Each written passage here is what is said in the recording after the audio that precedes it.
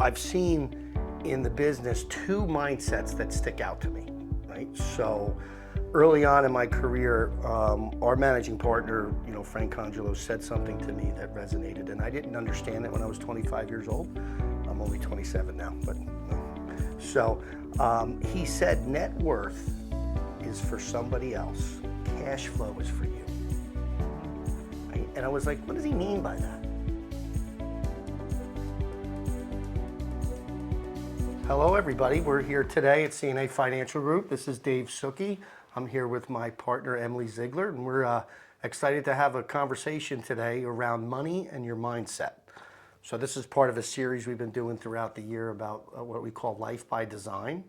And that's what we do for a living here, is help clients design the life that they want, not only financially, but also within their legacy and their family and things of that nature. So, Emily, excited to have you join me in this discussion. You are our Director of Advanced Planning here. Thank you. Thanks for having me today, Dave. What I like to say is you're definitely the brains behind the operation. And Dave is the heart of the operation. Thank you for that.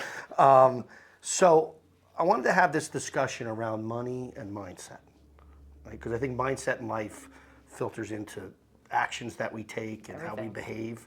And we've seen this in planning around the different things clients will do, driven a lot by their mindset. And sometimes they consciously know that, and sometimes they unconsciously don't know that, right? So in your time in the business and your extensive knowledge that you have, talk a little bit about what money mindset means to you. Yeah.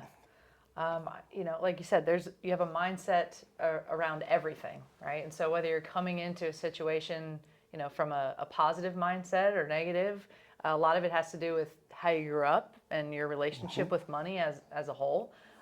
It's interesting when we meet clients where they are, to learn a little bit about where that money mindset came from and, who taught them that, what their relationships were in the past. And I think a lot of times that helps us because really at the end of the day, Dave and I are educators. And so, it helps us learn how we can, teach best and help our clients to understand, what philosophies have they heard of in the past and where are they coming from to really understand what their mindset is around money. Yeah, very good point. And I've seen in the business two mindsets that stick out to me, right? So early on in my career, our managing partner, Frank Congelo, said something to me that resonated, and I didn't understand it when I was 25 years old. I'm only 27 now, but no.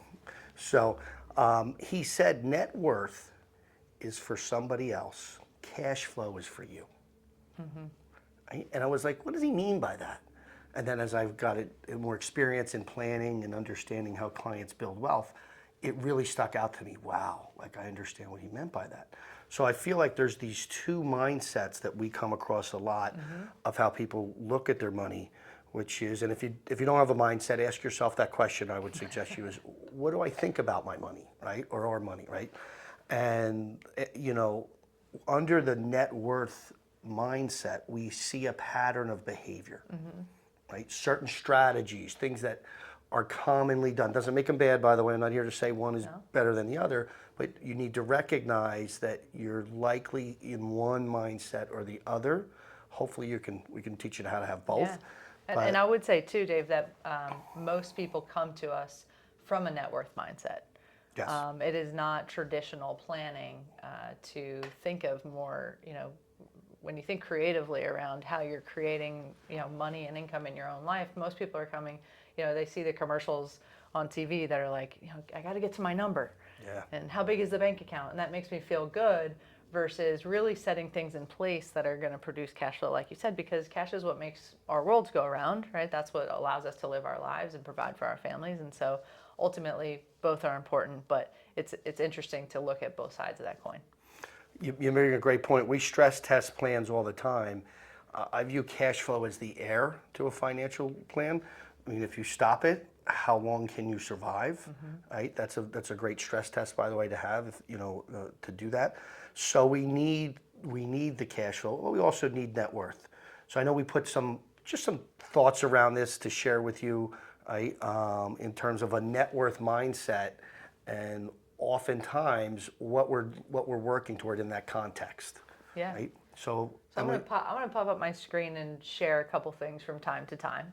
Kind of as we're talking about different topics. Everybody learns differently. Some of us are visual, some of us are auditory. So, like we said, Dave and Emily, super happy to be here with you today. And we always have to go through our disclosures here. Make sure you know that we're not here for giving any legal advice or anything like that. Nope. Consult your attorney and your accountant. And yeah, both with CNA, been here a long time between the two of us and our team. And so, looking forward to sharing with you some of these philosophies and hope that you take, a few things home with you today, a couple action items. So you want to get started on kind of what is the philosophy when you think of somebody who comes to us that has that net worth mindset? well, the way I've always looked at net worth, right, is that the definition, if you don't know, by the way, is right. So my assets minus my liabilities, right, equals what my net worth is. Every financial balance sheet measures it. We do it for clients, so it's a good tool to have in terms of financial just IQ. Oftentimes, though, what we see a focus on is solving for needs, right? So needs-based planning. What do I mean by that? So when I started in the business and I had young clients, they were saving for houses. They were saving for a wedding. They were saving after they got married, to have a family. They were saving then for the family. Having 3 kids of my own, right? We all know how You don't expensive. get to save when they're that young. No, right? Daycare, you have expenses, right? So saving for their college, right? Saving for my retirement, saving for a legacy or estate planning or long-term care or a vacation home. So it's good to have a mindset around saving for the future.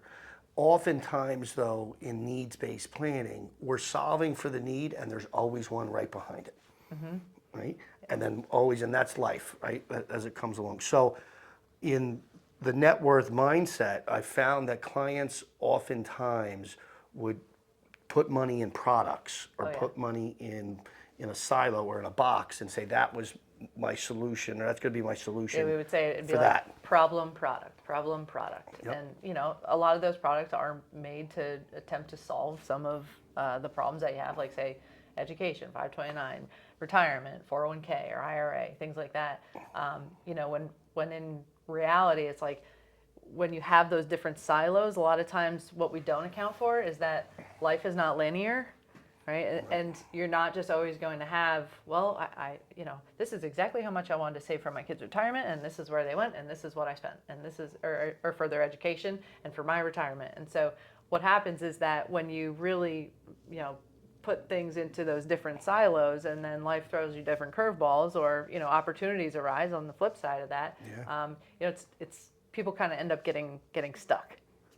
Yeah, yeah, and we'll see a pattern. So again, not that these things are bad. I'll see maxed out retirement plans. Okay, we'll see 529 plans. We'll see acceleration of paying off debt. Now, all of you might be like, Dave, these aren't bad things. They're not. Okay, I'm not saying they're bad. I'd see low coverage amounts for protection. See, if I'm trying to build a bigger net worth, every dollar I take away from the accumulation of that net worth, right, I view it as a subtraction of it. So I oftentimes, when I'm protecting myself, I do it at the minimum. If I have debt, I want to accelerate getting out of debt. By the way, I understand with debt, but we're going to talk about that. Yeah, depends on the debt. Okay. When it comes to retirement, I feel like I need to max out early on in terms of just maxing my retirement plans. Notice I didn't say maxing my savings plan, but maxing saving money in a retirement bucket. Same dollars, right? Yep. We're encouraging, creating a process around savings. We talk a ton here about creating a process around savings. Yep. It's just where those savings go, and are they focused on just building some number and max rate of return, or is it more so focused on getting creative around really like where each of those dollars go so that they can be most efficient? I think that's one of the greatest things that we do for our clients is we say we optimize their financial life, right? Yeah. And so we look at every single dollar that comes in, what's capable of being saved, and figuring out what is the balance for them that's going to work in their life going forward. And I oftentimes feel in this mindset, clients are always living in the future. When I get to here, when I get to there. The focus is on, and we do a lot of future value calculations for a path a client might be on, right? But it's interesting, they may never arrive there. Right. Life happens. We never, or we may, you made a great point, it's not linear. We may have an interruption of our job, of our family, of the market not cooperating, of, inflation being high, right? Or taxes Yeah. being high, right? So all of that works against us. In the net worth mindset, I oftentimes find that clients will be reactive to what's going on more than proactive. Absolutely. That makes sense? Yeah. And so we can, kind of talk about like what are some of those actions then, Dave, that people end up taking when they have that net worth mindset? So solving for needs, right? Plotting money over a long period of time for a date in the future, right? As opposed to creating an asset, and we're going to get this in a minute, that can pay dividends to me and reward me sooner. I don't have to wait as long, Yep. right? And that may be able to allow me to do other things with my money, okay?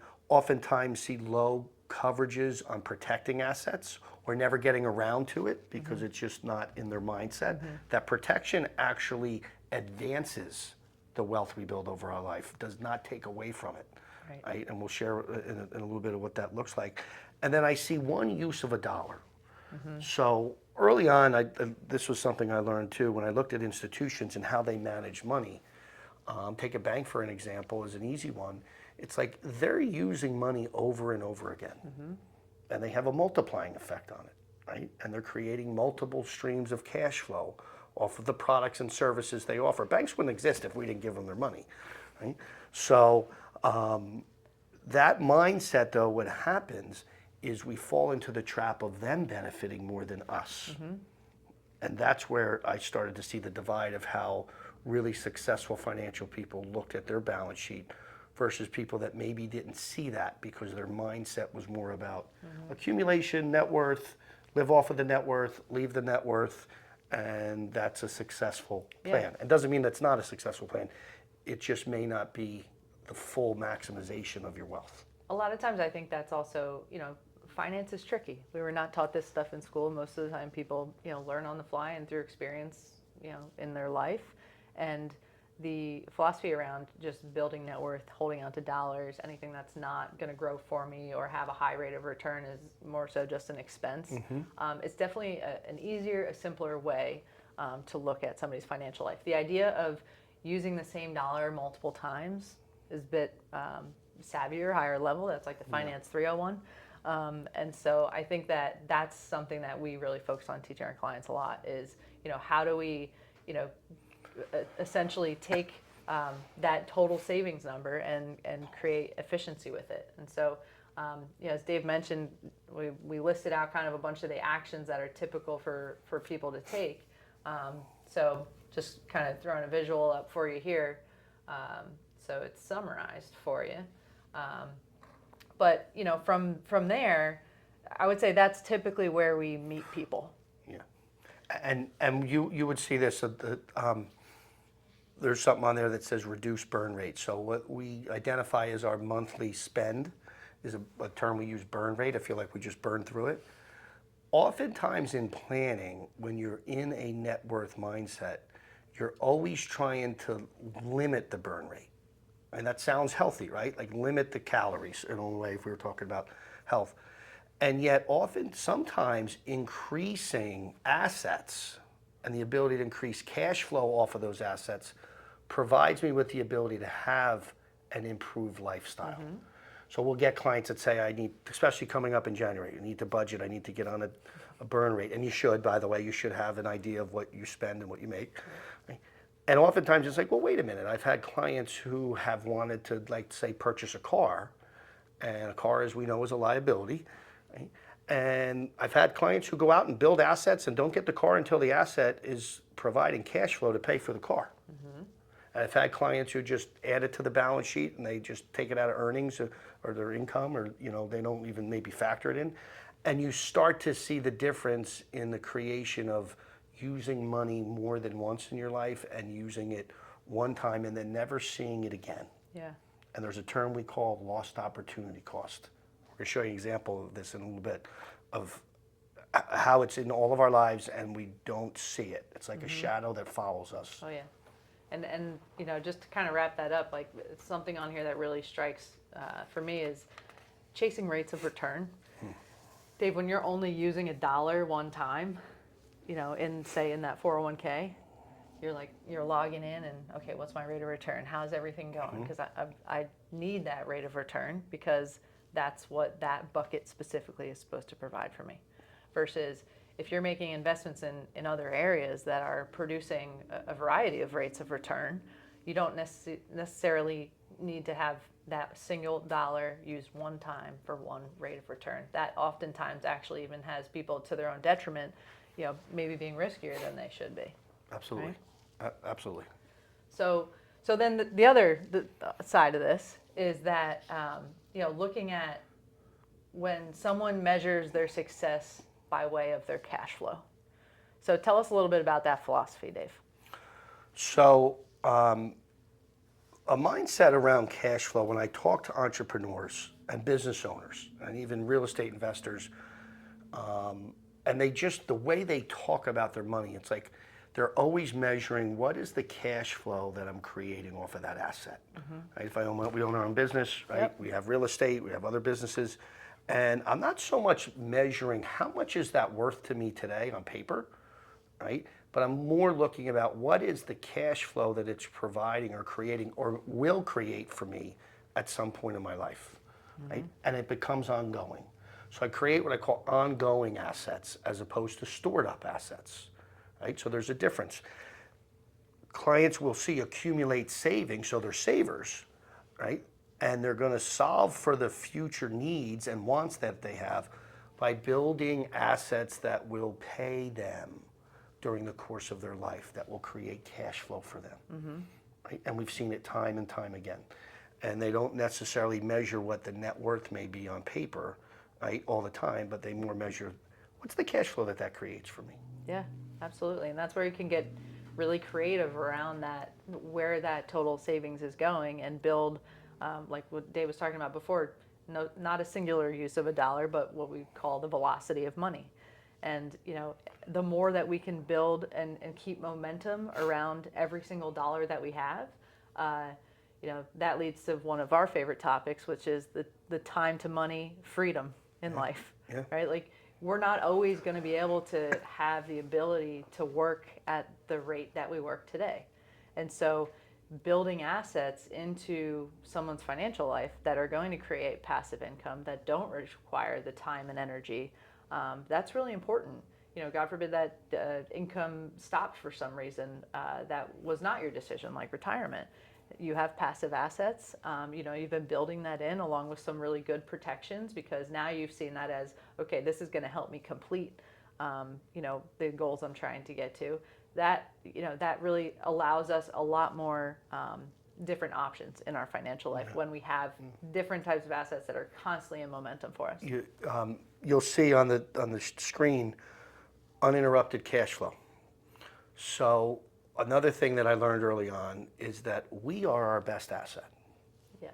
Until we build a balance sheet that creates a level of cash flow that can provide a higher amount of income to my family than what I do every day getting up, going to work, we are our best asset. Yeah. So in the cash flow mindset, I oftentimes see how important protection is for those clients and how they view it. It is the moat around their castle. They realize, I don't want my cash flow to be interrupted. If I get sick, if I get hurt, if I get sued, if I lose a job or I have a bad business cycle or my portfolio drops, do I have things in place that continue to maintain the ability to have that uninterrupted cash flow? The other thing with that we talk about is uninterrupted growth on assets. So we're going to show you an example here of solving for a need in life, and the difference of interrupting the asset as it's growing, and maybe at the peak of when the asset's growing to take the money from the asset, versus letting it sit and grow, right? The miracle of compound interest. Oh, yeah. Right? And how that works. If we have strong protection, those assets stay uninterrupted. Right? Yep. That's very important to success. Yeah. And I would say one other major point in the difference between these two philosophies is the conversation around taxes. Yeah. Coming up on the end of the year, thinking about a lot of times clients are coming to us at this time of year and saying, Dave, I made a bunch of money this year. I want to make sure I make my, contribution to my SEP or max out my 401k. And we look at a lot of times when, okay, you have the option of going pre-tax or post-tax, and tell me your philosophies around like how that works when you're looking at net worth versus a cash flow mindset. Yeah, so we tend to plan easy hard. That's a motto that you've probably heard here. I've said this before. What does easy hard look like? The beauty of a retirement plan is it's easy. Yep. Right from the employer. Right to your away account. into the account. I don't see it. It's not going to be in my consumption of my world every month. By the way, that is a good thing. Okay? So the tendency is that I'm going to store that up, right? And most clients will store it up with pre-tax money. Right? Yet as they go through time, right, Uncle Sam is our partner on that. We have to be aware of it at all times. So we always have to think through, do we have a great exit strategy, right? And how are taxes going to impact us? And what we've learned is that most clients do not retire to lower tax brackets. In fact, the successful ones are in equal or higher tax I always brackets. say that's a terrible goal to retire to a lower tax bracket. Yep. Why would I want to do that? It means that my cash flow is less. Right. Right? So having the understanding of the tax side, people in the cash flow mindset will often look for tax deductions, real dollars that they don't pay taxes on, versus more on the net worth thinking is I might look for a deduction here or there, but I'm more focused on deferral. I don't want to pay today, I'll pay tomorrow. And that can get that's where that easy hard can show up. You're kicking that can down the road, and what happens is, you mentioned compound interest before.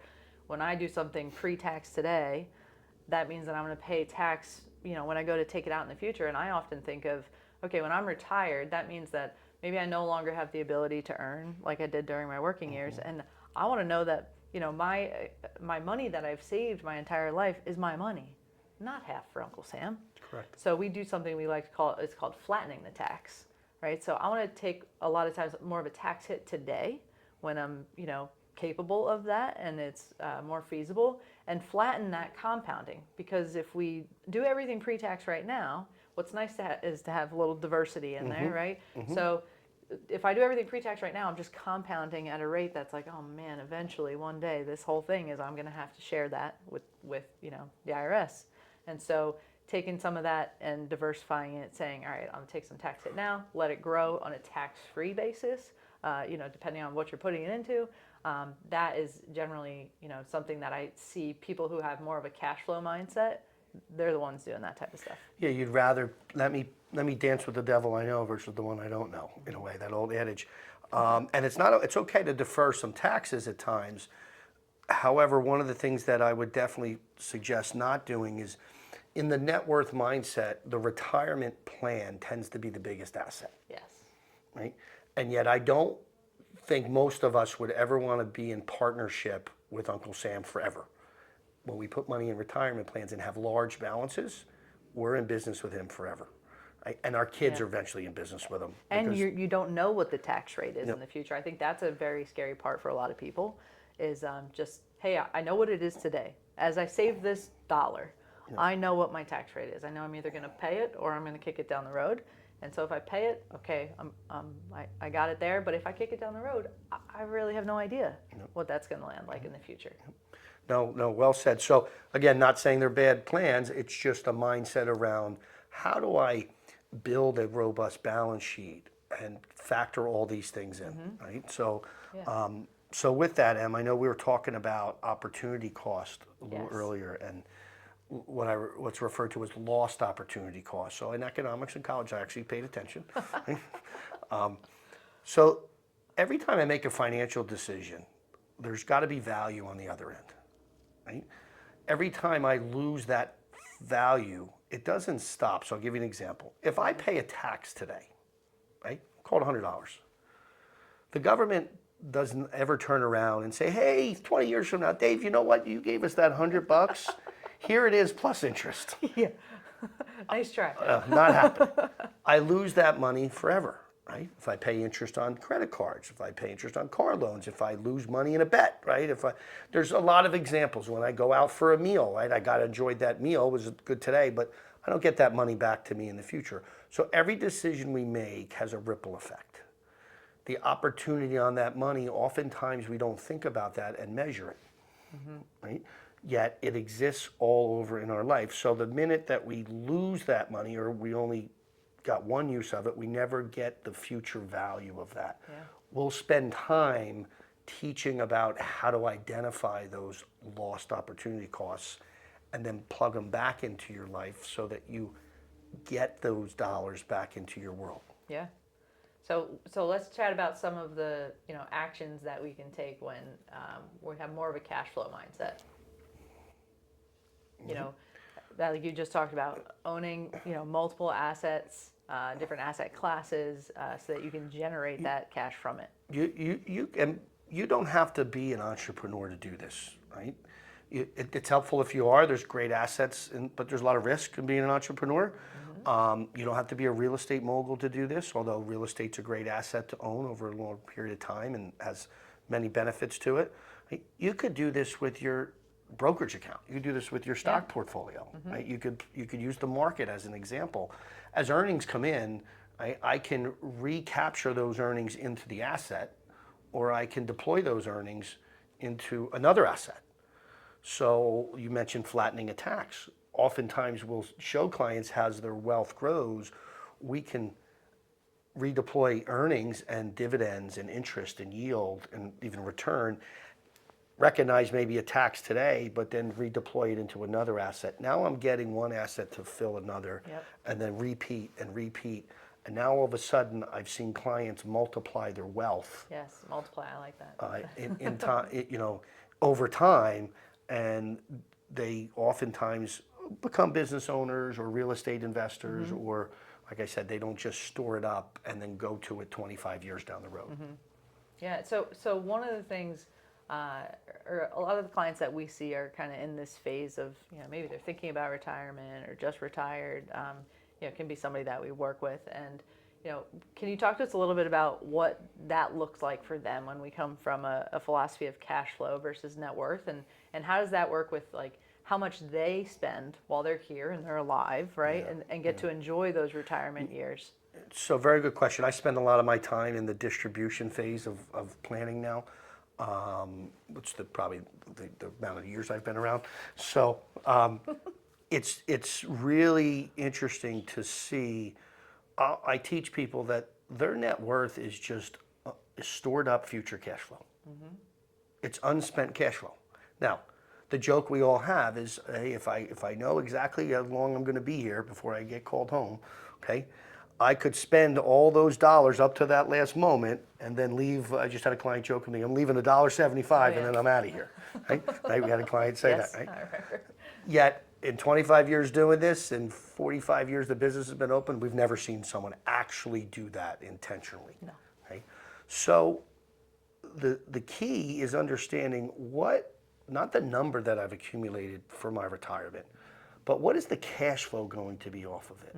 Cash flow mindset focuses a lot on what we refer to as distribution rate. Right? So if I was, and I use real estate because I think it's one that resonates with a lot of our clients and people. If I was to buy a piece of property and on paper it was worth $1 million, right? But I got no cash flow from it, my net worth is $1 million. Right? Asset's worth something, okay? If I had an asset, maybe it's worth less on paper. Maybe it's only worth $800,000, a property that I bought. But the cash flow off of it was $60,000, $70,000 a year. Which one's going to feel like an asset and which one's not? Yeah, I'm taking the one that cash flows. Right? Because that's real to me. That's part of what I can live on. So in your retirement phase of life, when you get into distribution, the mindset needs to be about cash flow maximization and not on net worth maximization. The key to all of it, though, is bringing them both together to be able to spend all of your net worth and then replace it at the end, usually tax-free with strategies that we show clients how to implement. Yeah. So a common question that I also get asked, so we kind of went through a retirement example. Another one that I get asked all the time, in working with maybe some young families, is, what is the strategy for sending my kids to college? And a lot of times, 9 times out of 10, it's they walk in, they had the baby, they got the Social Security number, and they Yeah. say, "Can I open the 529?" So, in using that net worth versus cash flow mindset, can you tell us a little bit about your advice there? You know what's interesting around the context of that, and again, this is not to say 529s are good or bad, yet clients learn this too. Colleges actually penalize you for saving for Oh, yeah. college. It's interesting. I did the right job, but yet I'm actually put in a position to have to spend all that money for college if it's in certain types of assets, versus someone who maybe didn't save it all may wind up getting favorable Yeah, more terms, financial more aid. financial aid, things of that. And that's a discussion for another time. The mindset when you have a cash flow mindset is I need to have money show up at this moment in time in my life Yes. to solve for that need or that problem or whatever we're looking at. Can I create something that will produce the cash flow necessary to meet the obligation? So if college, as we know, I have one that's in college, okay, as we get into the college years, it's not getting cheaper. No. And all of our dollars are getting spread thinner and thinner. Right? I can't stress this enough with a young family. If I can look at money in a way to build an asset that would help them fund college when their child goes, Yes. versus saving money in an asset that I deplete the entire asset when they go to college. So I still solved the problem. Same thing was done. $1 though eventually stops on my balance sheet and gets redirected to the college. The other asset or dollar gets redirected to college, but I still have the asset when college is over. Yeah. I think most people think, oh man, $250,000 is going to fall off my balance sheet if my child goes, to college. And in the type of planning that we do, that's not what we're trying to do for people. We're trying to be able to retain that asset. We put together a little visual here for you because sometimes people might say, well, how do you do that, Dave? Yeah. What's that guy talking about? Yeah. Yeah. So let's see. So you want to go ahead and explain? We could walk through this example, sure. Yeah. So, and again, not that 529s are bad. They're commonly, though, need Yeah, product. you could say this need is product. just an investment account. Yeah, investment account, right? Yes, it could be in a regular investment account that does. So I store up this money for school, and let's say I was a good saver, and I got grandparents to help me and gifts to help me and everything of that nature. So the average college education right now is $40,000 to $50,000 a year at least, and that's, by the way, I've learned some of the soft costs, not some of the other costs that come along with college. Okay, so if let's say I planned for 50, and I stored up 200,000, I've solved it. Great, I got my 200,000. Each year I take my 50 out and I write a check to the college. I'm done. I have nothing. Right? Accomplish my You goal, have by the your way. the education for the child. Yep. Amazing. But no dollars left. That asset's gone. So in the conversation around opportunity cost, I lost that dollar forever. Hopefully it educated my child, and they're going to go out and produce dollars from that education. However, what if I did it differently? Right? So in this scenario, as you see on the screen, if I was 52 years old, done with college, right? It's kind of the age I'll be when my first one's out. I lost that 200 grand. If I take it out to age 65, had I not lost the asset and was still able to grow the money at an interest rate, that 200 actually cost me over 500. If I take that out to life expectancy, again, just using 85 here in this example, it's $2.5 million of wealth. Yeah, that hurts. I don't know many people that can just say, I'll take my $2.5 million of wealth and I'm fine. And I don't think your kid's paying you back $2.5 million for No. their education. And yet most of us don't get shown that or identified and recognize that. And when we saw it years ago, I'm like, yeah, that's expensive. That's really expensive. Yeah. Right? So when we do this planning, it's like there has to be a better way, right? So the flip side of that is that what if you took that 200 that you're saving up, you get 200, and you said, what if I put invested it in something that was going to produce me cash flow instead of just, dumping money into just an account that is specifically siloed there for education. What if I did something a bit more creative? I invested in a business. I, bought some real estate. Some other type of investment that Private equity. Yeah, private equity that could have some cash flow involved. And I, put 200 grand into it, and it essentially produced cash flow for me at the same rate, even if it wasn't the whole thing, even if it was half of it, right? In this example, and it gave me 25,000 a year instead of the full 50, right? And I was actually able to take that cash flow now and pay for college rather than spending down the entire account. So now what's happened is I've retained that $1 million asset. I've paid for college. So yes, I didn't keep and reinvest 200,000 of it over those 4 years, but now the child's graduated from school, payments are all done, I still have my $1 million asset. And that's not it. Now you're retaining that $50,000 a year. It's going to continue to produce, whether it's, paying for the next kid to go to college, or, ultimately funding your own retirement or next business venture, whatever it might be. And so, that asset remains on your balance sheet, which is huge. And eventually, that asset will continue to grow as well. It will continue to, probably appreciate and produce that cash flow. And so when we look at both examples, it's like, man, who do I want to be? On the left or the right side of the screen?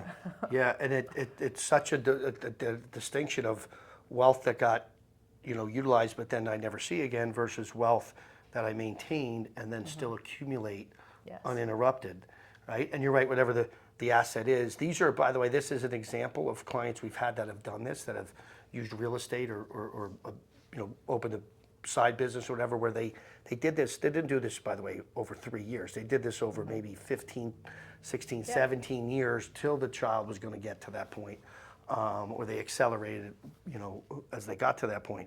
It's just a different way to solve for that equation, and you retain more wealth as a result. Yeah, absolutely. And when we look at how can we best educate our clients around their entire financial picture, and that's really what we do, is we look holistically at every single piece of it. So oftentimes when somebody comes to us and they say, hey, we need retirement planning, or we need college planning, or anything in between, a lot of times they do come with that single focus, and that is coming from that net worth mindset. And so when we can take everything and put the whole thing together and be like, look, two birds with one stone right here in this example of, we can not only fund college, we can fund retirement, and anything in between. I think that's a huge win for clients. Yeah, well done, well done. So this was a conversation we hope you got some value out of. Just summarizing the difference of mindset and your money. So if you look at that and look at what you've done in your life, just take a look. Where do you find yourself, right? Are you in a cash flow mindset around money, or are you in a net worth mindset? And if, like I said, if you're in one or the other, we be happy to help identify how do you maximize your situation. Yeah, maximize and optimize. So this has been a series that we call Life by Design. This is my partner Emily Ziegler and Dave Suki, and we'll be talking to you soon.